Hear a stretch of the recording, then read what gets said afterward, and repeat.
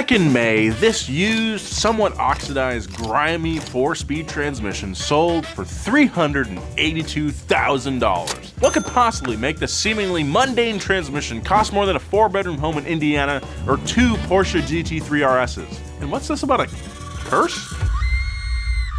Today we're gonna find out. Thanks to Mine for sponsoring today's video. Did you know that on average 350 websites have your personal information right now? Hey Nolan, long time no see. Sorry, do I know you? Of course you do, buddy. Come on, it's me, old www.craigslist.com. You still interested in that 2002 Daewoo? 2002 Dave? That was years ago. Say, is your zip code still 20165? No. Thankfully, there's Mine. Mine helps me discover where my personal information is and allows me to keep it only where I want it. Doesn't matter if I delete it off my phone or computer, companies still keep data like my name, email address, even my finances. Boy, oh boy, Noel Bear. Man, you sure do like looking at longboards. Oh man, you remember this longboard forum you joined all the way back in 2011? They still have your first phone number and your first credit card. Okay, I've got to reclaim that information with the help of Mine. No! With just a few clicks, Mine gives me the power to take back my personal data. Who are you? Where am I? And right now, Mine is free, but only for the time being. So sign up today to discover your digital footprint at saymine.com. The gearbox in question is a 4-speed manual from the 1950s. Nothing very special about that. In fact, 50s GM transmission is about $300. But this particular one was affixed to a 1955 Porsche 550 Spyder. What makes this gearbox so special is the car it came in. A car called Little Bastard. The Little Bastard was owned by SCCA racer, actor, and American heartthrob James Dean. If you don't know who he is, he's worth a Google, but if you do, make sure you spell Dean with an A.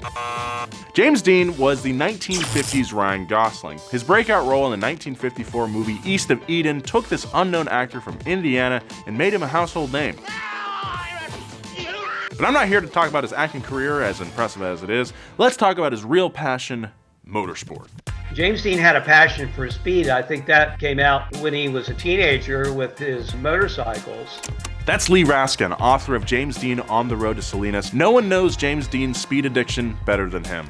When he came to LA and Southern California were a hotbed for amateur racing. After getting his paycheck from East of Eden, James Dean went out and bought a new 1955 Porsche 356 Super Speedster. And within a month of owning it, he was entered into a race weekend in Palm Springs, California. Over that weekend, James Dean came in first in the novice race, qualifying him for the main event, where he ultimately finished second, beating many more experienced and practiced drivers, including the legendary Ken Miles. From there, James Dean went on to race in Bakersfield, coming first in his class. But having such a dangerous hobby, especially back then, was a huge liability for someone so famous. During the production of Giant, the Warner Brothers legal team actually barred James Dean from racing for insurance reasons. And when he finally got back to the racetrack in May of 1955, he started 18th and blew his engine on lap 5.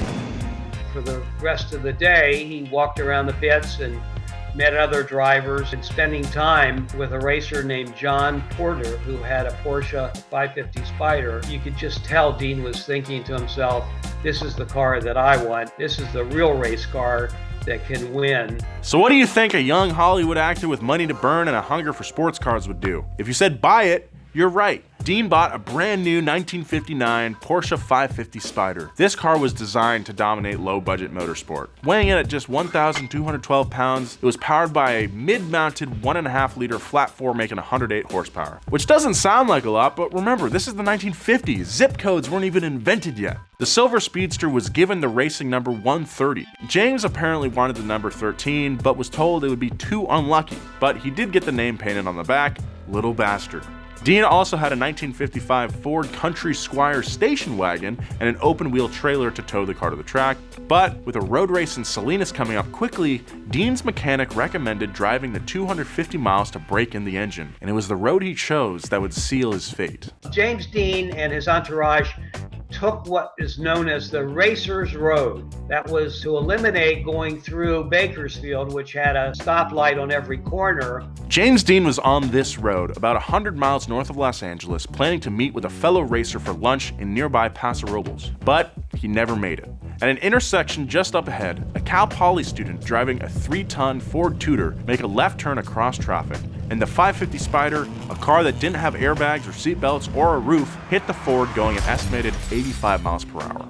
Dean's mechanic was thrown from the car, but Dean himself took the full brunt of the side impact as the car slid into the Ford.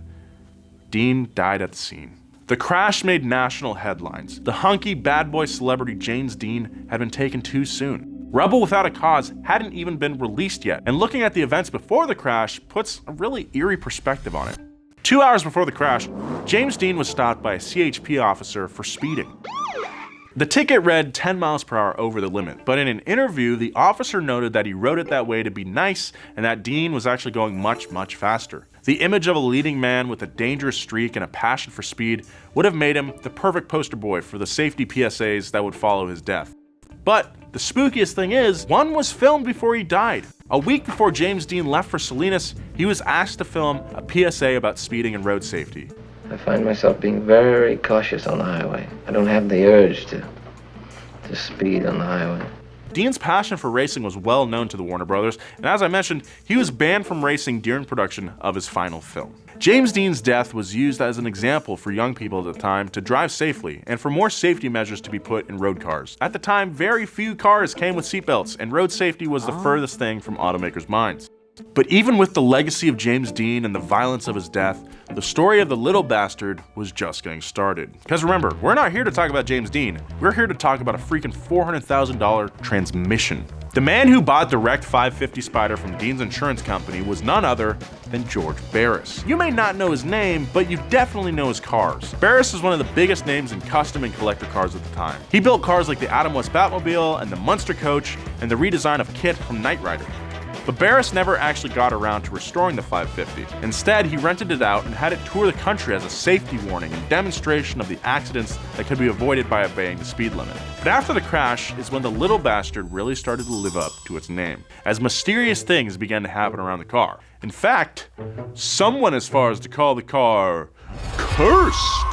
In 1955, while being stored in Fresno, the car spontaneously caught fire. This wasn't the week of the crash or something with fuel still in the tank. This was 4 years later. I mean, I kinda get it. If I was stuck in Fresno, I'd light myself on fire too. But the weird stuff didn't stop there. During one of the exhibitions, the Porsche allegedly fell off its display, breaking a bystander's hip. And later, while being transported to another event, it supposedly fell on the transport driver, crushing and killing them. And supposedly at another show, a fire broke out, burning everything to the ground except the little bastard. It was almost like the car was not satisfied with the life it had taken and was hungry for more blood, or it was just very awkward to balance on a stand, and fire safety in the 1950s wasn't stellar. Either way, very spooky. Even after the car was parted out, the curse persisted. Barris sold 2 tires from the little bastard to someone who put them on his own car. While they were driving on the tires, the car suffered a double blowout, sending him careening off the road. Yeah, that's not a curse, that's just bad judgment. One of Dean's fellow SCC racers driving a 550 Spider and supposedly using parts salvaged from Dean's car, lost steering control in a race, crashed, and died. And Barris, ever the showman, did absolutely nothing to quell these rumors. I'm sure in his eyes, the rumor of a haunted car that killed a Hollywood star, self-immolated, and might be coming for you next if you're brave enough to come and see it, was a marketing cash cow for him. But like any cursed object, the little bastard did not stay beholden to one owner for long. And in 1960, while being transported in a sealed boxcar from Miami to LA, the 550 Spider mysteriously disappeared. Some say that Barris wanted to send off the fabled car in a way that fit its mystique and made it disappear himself, but until his death in 2015, he stuck to the story that the car vanished into thin air. Who's to say what really happened, but the fact remains that the whole intact car hasn't been seen in over 60 years. So, how does a gearbox from a car that's been missing for 6 decades end up on an auction site next to low mileage Miatas and overpriced Vanagons? To find out the truth, we need to go back to the beginning.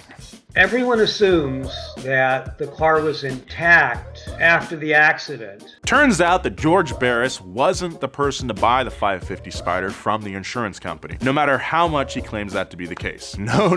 The car was actually bought by an SCCA racer, Dr. William Eschrick. Eschrick pulled the salvageable components from the car, including the trailing arms, engine, and gearbox. Then he got a few racer buddies to take the carcass to the dump, but instead they took it to George Barris. The spare parts changed hands through SCCA racers, and the gearbox eventually ended up in the hands of a man named Jim Barrington.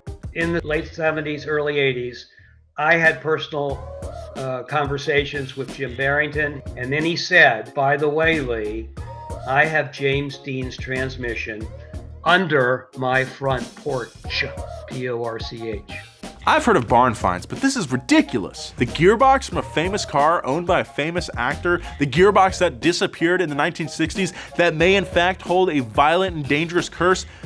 Would you say that's worth nearly $400K? I don't know. I personally have a hard and fast rule about buying cursed objects. There's an Oni that still follows me around ever since I bought those Ganondorf mirrors, but the price tag on this gearbox shows that the legend of James Dean's cursed Porsche is still very much alive today. James Dean was a lot more like you and me than the old black and white photos would have you believe.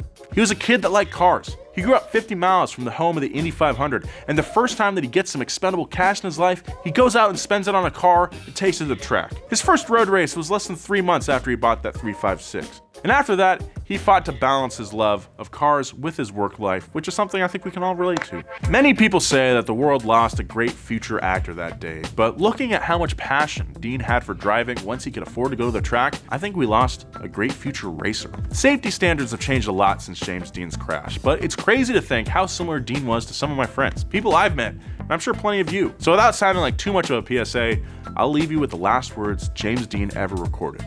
Take it easy driving. The life you might save might be mine. Big thank you to Lee Raskin for all the inside info. We spent nearly 2 hours interviewing him, and that was the short version. So there's a lot more to this story, including the debunking of some of the curse rumors, conversations with George Barris, and where the little bastard's intact engine is today. If you want to find out more, check out Lee's book, James Dean on the Road to Salinas. Thank you very much for watching. Do all the regular stuff. Like the video, subscribe if you haven't already. If you'd like to, helps us out. Follow Donut on all social media at Donut Media. Read a book. Actually, it'd be really cool if you got Lee's book. I'll put a link in the description. Obviously, we don't make any money off of it, but I want to say thanks for helping us out on this episode. Be kind, wear your seatbelt. See you next time.